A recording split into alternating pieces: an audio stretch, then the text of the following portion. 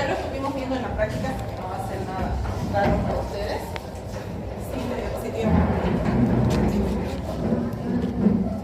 Shock cardiogénico. La definición de shock cardiogénico es el gasto cardíaco disminuido, ¿no? Evidencia de hipoxia tisular en presencia de volumen intravascular adecuado. Para que nosotros tengamos, digamos que de verdad un paciente en insuficiencia cardíaca esté en choque cardiogénico, tenemos que tener hipotensión arterial sostenida, un índice cardíaco bajo y una presión de oclusión capilar pulmonar baja.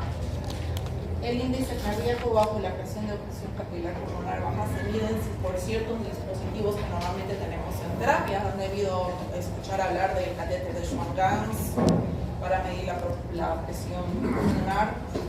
Ya con el índice cardíaco bajo vamos a ver unas ecografías cardíacas, pero tenemos clínica que nos vaya a dictar que el paciente está en choque cardiogénico, como ya han visto a los pacientes durante la práctica.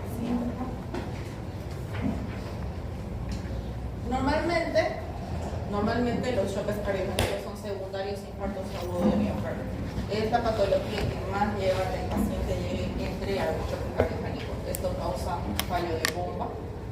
Esto puede ser por un infarto extenso, un pequeño infarto en ventrículo izquierdo, que el paciente se haya reinfartado, como vimos en el pacientito de la práctica, ¿no? Que era 2 veces infartado, expansiones del infarto, o sea, que empieza en una cara y se va expandiendo más, complicaciones mecánicas como regurgitaciones mitrales, defecto septal ventricular, ruptura de la pared calibre, taponamiento pericárdico o un infarto en ventrículo derecho. Otras condiciones que pueden llevar a que el paciente llegue a un choque cardiogénico son cardiopatías en estadio final. La más frecuente que tenemos aquí, ¿cuál es? Chagas. Muy bien, cardiopatías secundarias a Chagas. Y son las que normalmente llegan al corazón a estadio final, porque los pacientes, hasta que no de verdad estén en insuficiencia avanzada, no perciben signos y síntomas. Entonces, el Chagas es la más frecuente y la que más causa también miocarditis, ¿no? Contusiones miocárdicas por cualquier tipo de accidente, ¿ya? Bypass cardiopulmonar prolongado. Los choques sépticos, como ya habíamos mencionado varias veces, pueden llevar a que el paciente entre en un choque cardiogénico, porque uno, puede causar una depresión miocárdica severa, o dos, ya es un corazón insuficiente y el choque séptico o la sepsis está llevando a que ese corazón trabaje mucho más, que se sobrecargue y que llegue a entrar en insuficiencia. ¿Estamos? ¿No? A ver,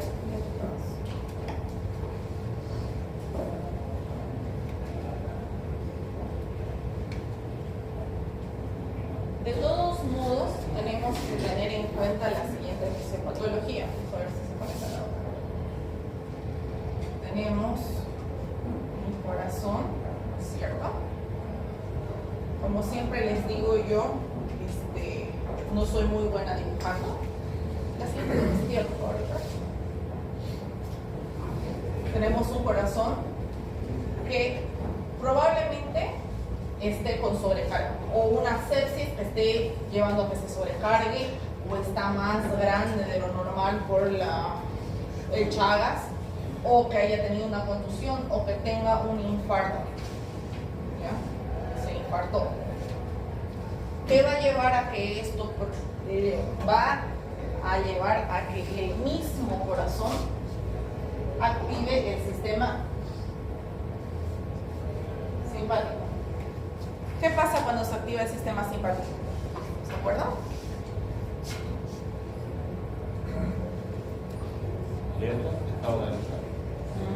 No, para la parte cardiovascular.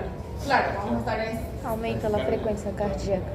Sí, exacto, doctora. Va a aumentar la frecuencia cardíaca, una de las causas.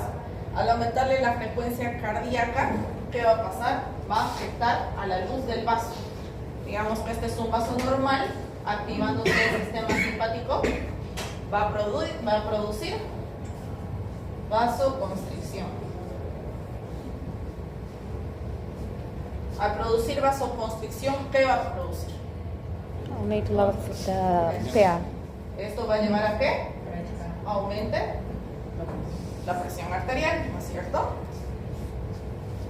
Pero al producir esta vasoconstricción y al aumentar la presión arterial, el cuerpito que está queriendo defenderse de que este corazón no está trabajando adecuadamente va a autosabotearse. ¿Ya? Lamentablemente va a autosabotearse. ¿Qué va a pasar? Este aumento de la presión arterial por esta vasoconstricción a un riñón que no estaba recibiendo oxígeno porque estaba insuficiente ese corazón va a ayudar a que produzca una falla renal. Pobre riñoncito va a empezar a fallar. Al empezar a fallar el riñón, ¿qué va a pasar? Vamos a afectar un órgano que es importante. Ya les he dicho que si fuera aquí está, no hubiera sido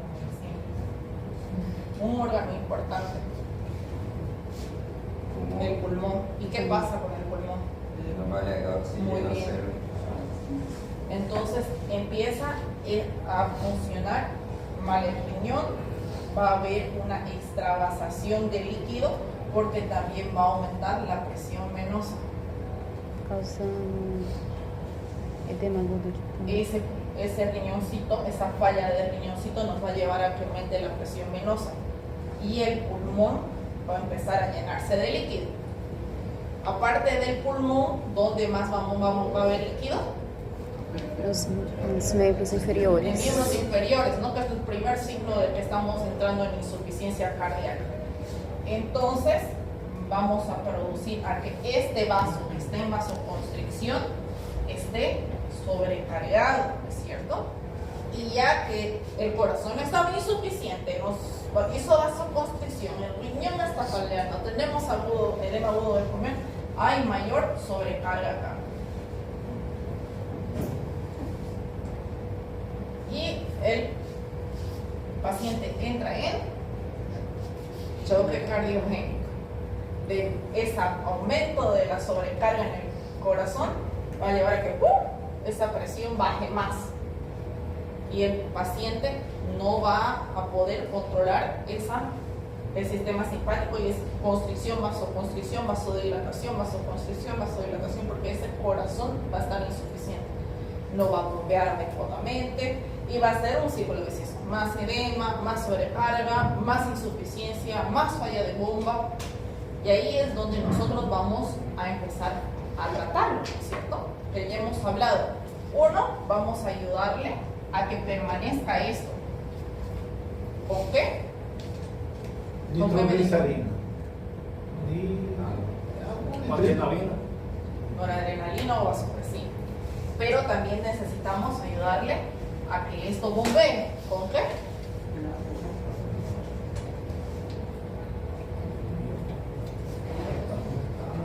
Vasodilatación.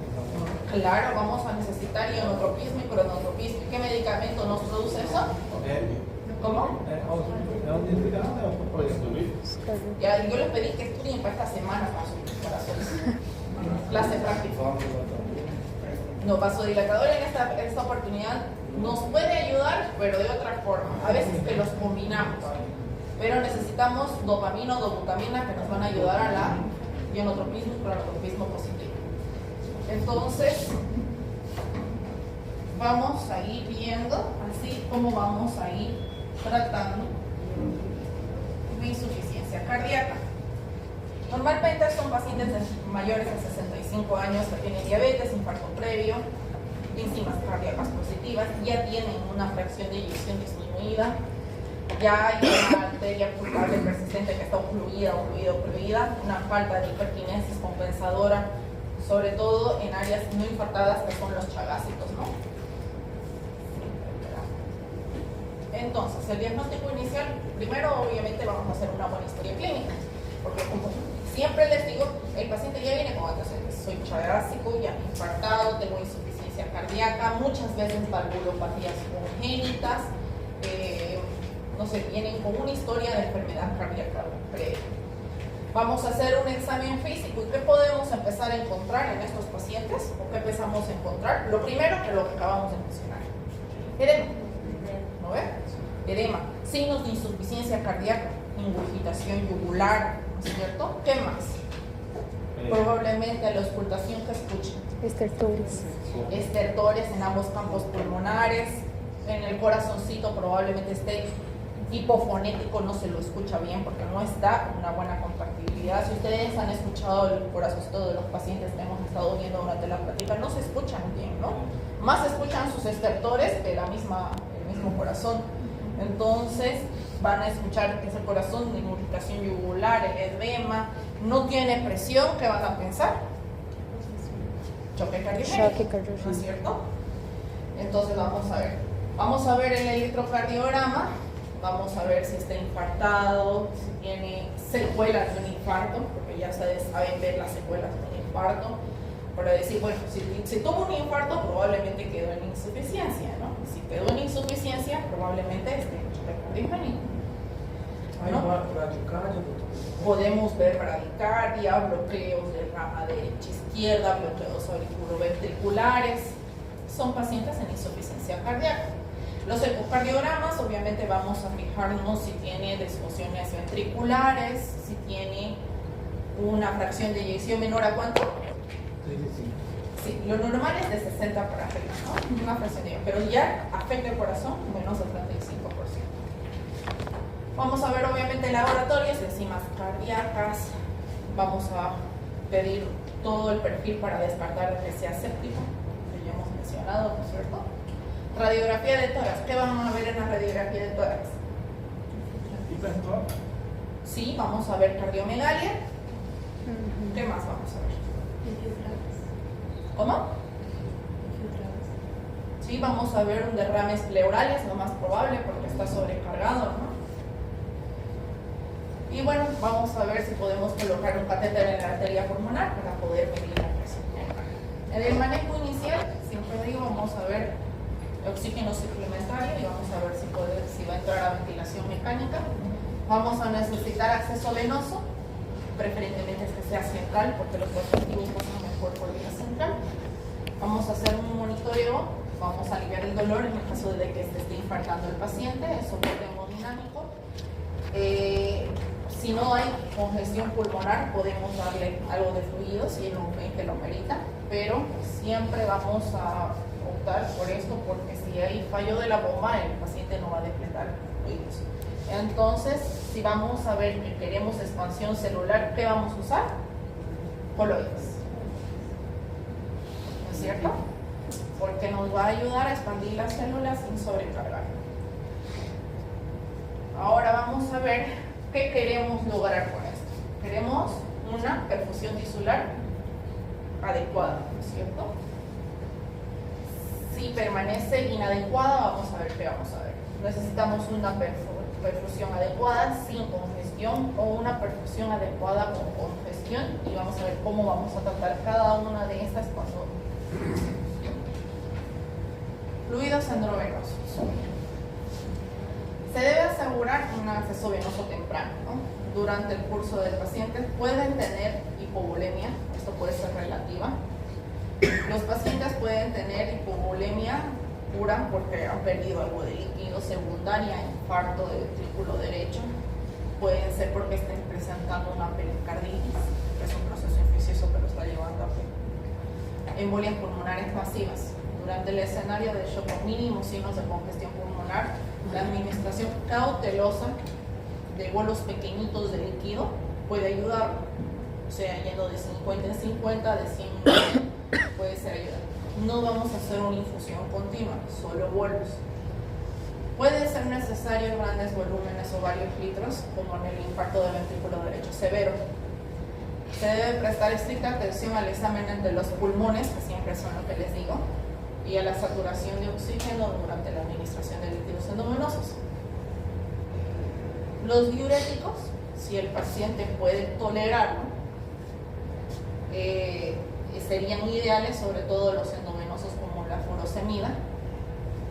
El mayor impacto de los diuréticos puede ser en la vasodilatación y en la reducción de la precarga, mientras la reducción de la precarga puede ser un efecto benéfico sobre la congestión pulmonar, porque nos va a ayudar a depletar el volumen pulmonar, y la presión en cuña elevada, esta puede evitar la disminución del volumen de eyección y del gasto cardíaco. Sabemos que muchas veces en la misma depresión de volumen o el que haya alteración en la disminución de eyección en el gasto cardíaco puede ayudar a que el paciente hipotense más de lo que está hipotensando. Entonces, solo vamos a hacer diuréticos si mantenemos presiones arteriales relativamente estables, entre 90 y 70 con una sistólica, ¿ya? Si ven que 90 y 70 de sistólica. Podemos hacer dosis pequeñas de diuréticos, pero lo ideal es primero estabilizarlo con los medicamentos que vamos a hablar a continuación y después hacerle diurético para disminuir esa precarga, o sea, para ayudar a decretar el volumen. Siguiente. Se tiver função também no derrame pleural, Funciona internamente. Ahora, muchos de sus compañeros me estaban hablando ahorita o estaban diciendo de los vasodilatadores. Podemos usar vasodilatadores como el nitroprusato de sodio y la nitroglicerina, sobre todo si estamos en un estadio primario, como dijimos, se activa el sistema simpático, ¿no ve? Que eso va a producir vasoconstricción. Si estamos en estadios tempranos de insuficiencia cardíaca, que el paciente todavía no está presentando signos de choque severo, esa hipoperfusión tisular severa, podemos dar vasodilatadores como la nitroglicerina y el nitroprusato. Vamos a producir la vasodilatación y el paciente no va a llegar a afectar ese riñoncito, ¿ya? Entonces, si el riñoncito no se está afectando, podemos hacer que orine. Entonces, si orina, no se va a sobrecargar, ¿me entienden? Pero solo si lo detectamos en estadios tempranos. El problema es detectarlo en estadios tempranos, porque normalmente siempre ya vienen cuando ya están a lo último. Lamentablemente no se puede. ¿Quiénes podemos detectar en estadios tempranos un choque séptico que esté queriendo hacer un cardiogénico? Sobre todo si tiene infección cardíaca, o sea, una pericarditis, endocarditis. Podemos llegar a detectarlos en estadios tempranos porque ya el paciente está internado, lo estamos viendo ahí, que estamos viendo que de poquito a poquito va afectando el medio interno. O sea, significa que de poquito a poquito vamos a ir viendo estertores, edemas, o de pronto vamos a ver que no tenía, pero tiene ingurgitación yugular, signos que esté sobrecargado, ¿no es cierto? Muchas veces con un ecógrafo simple podemos ver aorta. Si vemos que la aorta está congestiva, o sea, está aumentada de tamaño, el paciente se está sobrecargado, no está depletando volumen. Significa que puede estar entrando en un choque cardiogénico. Entonces le podemos hacer nitroglicerina o nitroprusato, podemos hacerlo endovenoso y podemos ayudar a esto, ¿no? El mayor inconveniente es esto, que podemos llevar a que el paciente entre en hipotensión. Entonces, tenemos que ver riesgo-beneficio. Si vamos y el paciente nos va a tolerar la nitroglicerina, podemos hacerlo. Pero si el paciente ya tiene signos de hipotensión, significa que ya pasó de esta etapa. Ya estamos en etapa de que está habiendo hipertensión venosa y el paciente no está decretando volumen, está hipotensando. Siguiente. Entonces, ahí sí o sí se usan los vasopresores. En la hipotensión con bajo gasto cardíaco persiste agregar soporte inotrópico con agentes simpático-miméticos. Los agentes más usados son dopamina, dobutamina y noradrenalina. ¿Ya? La dopamina es de los medicamentos más nobles en los choques cardiogénicos. Si ustedes han visto y han estudiado para la práctica de esta semana, van a saber que tenemos varias dosis. Tenemos la dosis alfa, la dosis beta y la dosis dopaminérgica. ¿Ya? En dosis baja, la dosis alfa, podemos estimular el lecho vascular, renal y producimos dilatación. También puede usarse como diurético. O sea, si usamos dopamina, tenemos ionotropismo, tenemos cronotropismo y tenemos diurético. Ideal para la insuficiencia cardíaca. Lo malo es que es altamente arritmogénica. Produce taquicardia, puede producir una vasoconstricción periférica excesiva si se lo usa mucho tiempo y puede disminuir el flujo sanguíneo tisular. El mayor inconveniente es la arritmia, altamente arritmogénica. Dobutamina es una catecolamina sintética, se refiere de la dopamina. La dobutamina es predominante acción beta adrenérgica con mínimos efectos alfa, o sea, no tiene mucho efecto. El resultado, en una poscarga reducida, mejora la contractibilidad cardíaca. Entonces, prácticamente es lo que queremos, ¿no es cierto? La dobutamina generalmente es preferida sobre la dopamina, dado que tiene que producir incrementos equivalentes en el gasto cardíaco con un menor incremento de la frecuencia cardíaca. O sea, no va a producir arritmia, no te va a producir taquicardia, lo cual produce la dopamina. Menor riesgo de arritmias, no hay vasoconstricción y una reducción más consciente en las presiones del llenado intravenoso. Sin embargo, puede producir hipotensión marcada, ¿ya? Si se la usa en dosis altas porque queremos aumentar el gasto cardíaco, puede producir como un efecto adverso y nos puede producir hipotensión. Por eso la vamos a sumar a la noradrenalina. Lo ideal es dobuta más nora. Sabemos que la noradrenalina es un vasoconstrictor potente, ya hemos hablado de eso, ¿no es cierto? Con mucho menos efectos cronotrópicos comparados con la dopamina y la dobutamina. Mientras tales efectos pueden ser temporalmente mejorar la presión arterial en pacientes severamente hipotensos, producen leve incremento y una disminución neta del gasto cardíaco, eventualmente derivando en un empeoramiento de la condición del paciente. Si la noradrenalina es tu tercera opción distante, ya sea junto a la dopamina y la dobutamina. O sea, sí o sí se tienen que combinar si queremos mejorar el gasto cardíaco, ¿ya? Lo ideal, estas dos juntas. Y ahí, una vez tenemos una presión arterial estable, se suma el diurético. Y si el paciente está combinando con arritmia cardíaca, su antiarrítmica. Y si el paciente se está infartando, con todos los medicamentos que le producen infarto. ¿No es cierto? Sí. La terapia vasodilatadora y vasopresora combinada, que es la que estamos hablando. Los efectos favorables de la terapia vasodilatadora y vasopresora simultánea ha sido descrita en varios estudios. La terapia combinada permite dosis menores de cada agente a ser usando, minimizando los efectos colaterales mientras mejora la función ventricular. Por ejemplo, un inotrópico puede mejorar la contractibilidad. Este también incrementaría la resistencia sistémica. El gasto cardíaco neto podría no mejorar a menos que sea añadido un vasodilatador para producir la poscarga. Podemos añadirle al tratamiento ¿cuál? Vasodilatador, nitroglicerina. Pero es muy riesgoso. Las combinaciones más comunes son dopamina con nitroprusiato o nitroglicerina. Sin embargo, uno puede argumentar que la dobutamina provee tanto un incremento del gasto cardíaco a través del incremento de la contractibilidad cardíaca y una disminución de la poscarga solita, sin necesidad de meterle nitroprusiato o nitroglicerina.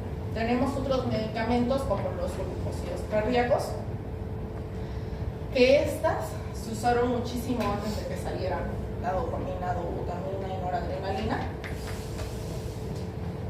Se usaron como inotrópicos.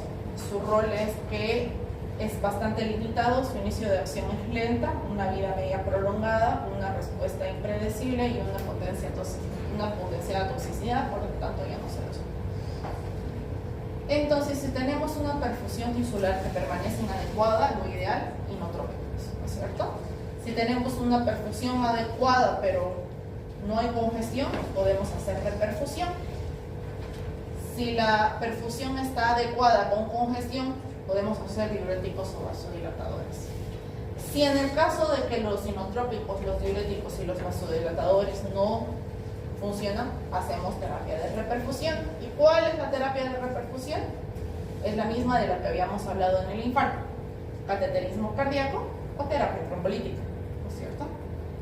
Si vamos a hacer cateterismo, podemos optar a una angioplastía, colocación de stents.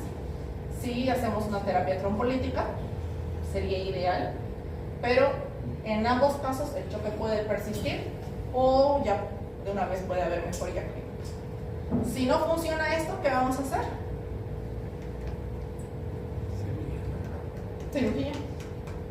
Cirugía. dependiendo de la lesión donde está. Si hay que reparar una válvula, se va a reparar la válvula. Si hay que colocarle marcapaso, se le coloca marcapaso, como los chavásicos que normalmente terminan con marcapaso. Si son por infartos agudos de miocardio, se hace ¿qué tipo de cirugía?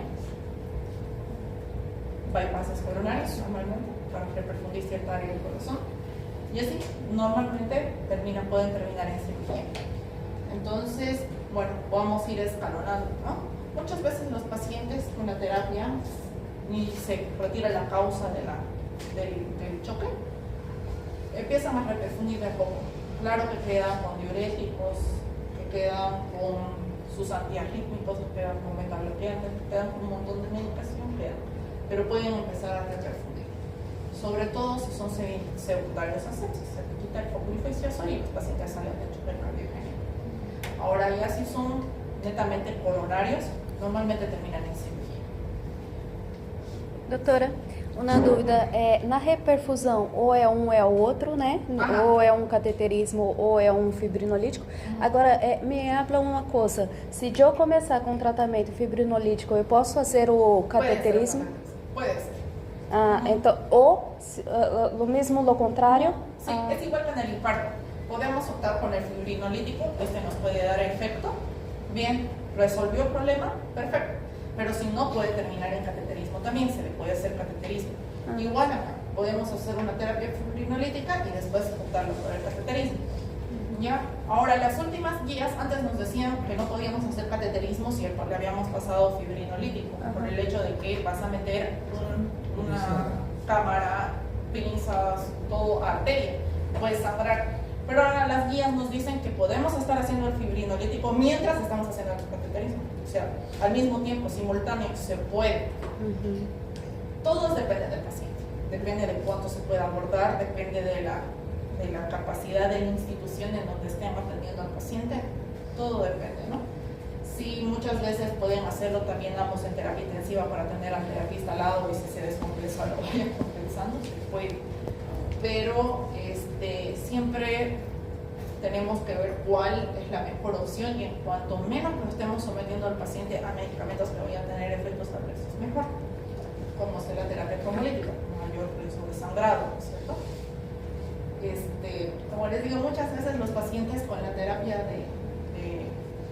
de inotrópicos, cronotrópicos positivos, con noradrenalina como vasoconstricción, van bien, se van reperfundiendo el corazón, vamos haciéndole tratamiento, se le va añadiendo los medicamentos que son adecuados para el corazón y pueden revertir el choque cardiogénico. No va a ser necesario bajar la reperfusión, por eso ya vamos escalonando, ¿no? Si no responden inotrópicos, diuréticos, recién vamos a pensar en reperfusión miocárdica. Y bueno, optar por la opción que sea más adecuada para el paciente. ¿Otra pregunta? Doutora, perdão, o choque sempre quando há uma infecção? No, o sea, los choques cardiogénicos pueden ser secundarios a solo algo cardíaco. Por ejemplo, pacientes que son miocardiopatías chavásicas que por algún motivo no estuvieron tomando su diurético, su antiarrítmico, se sobrecargaron, ese corazoncito no resistió la sobrecarga y entró en choque. Es un ejemplo, ¿no? Otro ejemplo es pacientes que se hayan infartado, dependiendo del área de lesión, o que el infarto sea extenso y ese corazoncito no haga una buena contracción, no resista lo que el cuerpo está demandando y empieza a entrar en choque cardiogénico, que es la más frecuente, ¿no? Otra de las opciones es que si sea secundaria una infección, hasta una simple infección pulmonar va a llevar a que el cuerpo esté produciendo mayor energía, mayor demanda, haya mayor consumo y ese corazón no lo resista y entre en eso, sobre todo si ya tiene patología de base. Ya tiene miocardiopatía dilatada, miocardiopatía hipertensiva, tiene alguna valvulopatía o simplemente sea un corazoncito que ya haya sido secuela de un infarto, que no estén con muchos signos de insuficiencia cardíaca, pero con la alta demanda de la sepsis, el corazoncito no aguanta lo que le está pidiendo el cuerpo y entra en insuficiencia cardíaca. hace lo mismo, activa el sistema simpático, va a producir esa vasoconstricción y va a hacer ese ciclo vicioso que vimos. Por cualquiera de estas causas, ¿ya? Claro que cuando hablamos de una sepsis, retiras el foco infeccioso y el corazoncito va otra vez a querer andar, ¿ya? Hay otras causas, como por el infarto, empezamos a reperfundir el corazón y empieza otra vez a andar.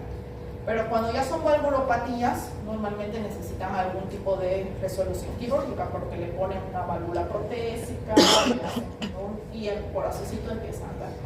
Si son chagásicos, le colocan el marcapasos y el corazoncito otra vez empieza a querer compensar, ¿me entienden? Pero dependiendo de la causa.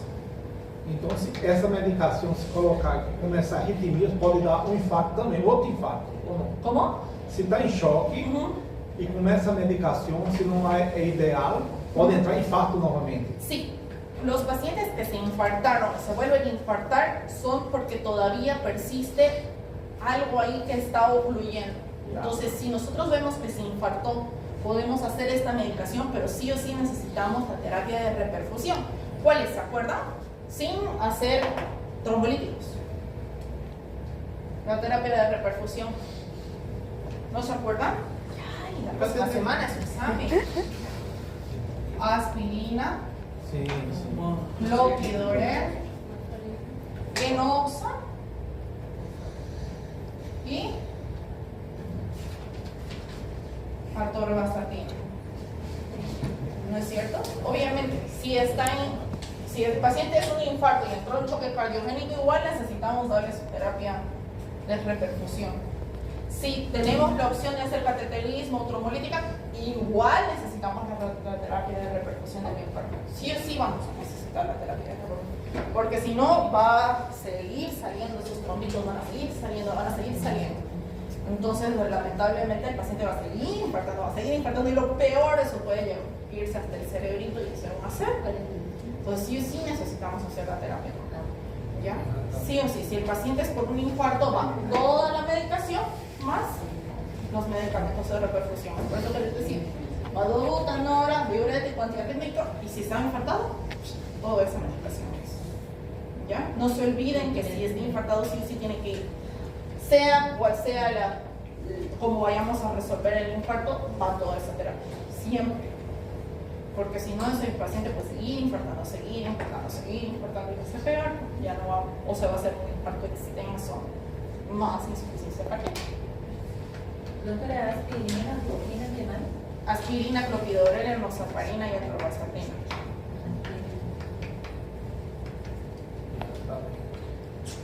Ya. Cuando nos toque el examen, normalmente pido esto y van a estar con su dosis. ¿Ya? Normalmente pido esto, por eso vamos a practicarlo esta semana y vamos a ver sus dosis. Esas son dosis estándar. Estas son kilogramos peso. ¿Ya? Entonces no van a decir no sabía. Ambas son preguntas de examen. ¿Ya? Ambas son preguntas de examen. Eso y las caras de los infartos en el electrocardiograma normalmente ponen en el examen. Pero igual el cara anterior, lateral, septal, ¿ya? Ya. Van a tener el electrocardiograma en su examen, ustedes me van a decir dónde está el infarto y qué tratamiento le van a hacer. Para el teórico. Para el teórico. Y en el práctico van a tener un caso clínico. Doutora, não passe para paciente hipotenso. ¿Mm? Não passe paciente hipotenso. Doutora, não pode ser lo prático junto